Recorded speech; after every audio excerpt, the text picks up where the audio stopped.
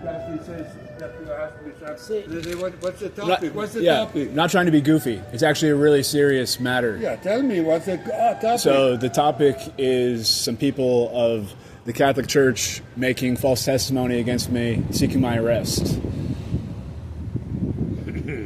What This can I isn't. do?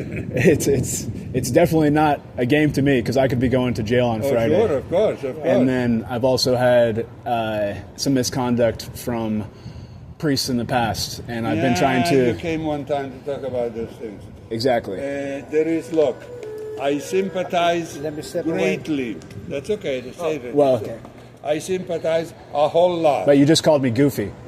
That doesn't seem like sympathy to me. That seems like go fuck yourself. You're the one that called me goofy because you didn't think that I was here. So we can't sit here and say one word is allowed. There's this guy that keeps coming here that's goofy. I had a priest offer me $500 to suck me off. I don't think that that's goofy. And I was in a position when I was broke. I sympathize for you immensely. Okay? And so this is why I am attempting to address these things, because I did reach out to Rocio with Who's Rocio? Rocio is the individual that's supposed to advocate for resolution with regards to abuse within of children. But it shouldn't matter if I'm a child. It should matter that In the diocese or what? yeah, she works for the San Francisco Archdiocese, and she had What did she say? well. So I also spoke with Father Mike at St. Brendan's Church, and I will probably be speaking with him again today. I just want to, and he understands that misconduct has occurred, but Rocio's response has been, I missed her initial call, and then I don't always respond right away because I have to have the energy myself to address the circumstances.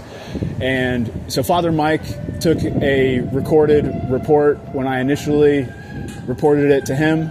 I had another church, when I was attempting to report some things, just hang up on me. Did he help you a little bit? There's been zero resolution thus far. And then when I spoke to Rocio again this week,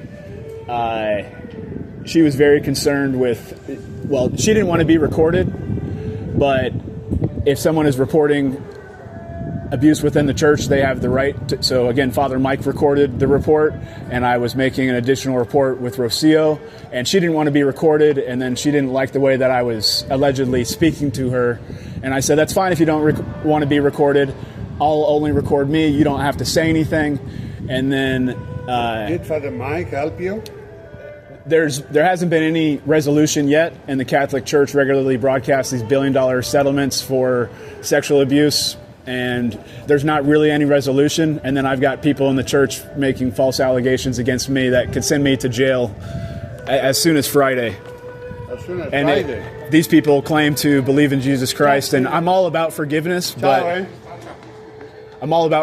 but people think that they get to come to church and then they confess their sins behind closed doors, but then they're still fucking off people behind closed doors. So this is the reason of me bringing this. How long has it been going on? About a decade now. A decade. Yep. And you're hoping that the water will move after 10 years? I mean, something's got to change. I've been living in poverty for 10 years, and I'm not putting my hands on people, and the people that get to put their hands on me all have great lives,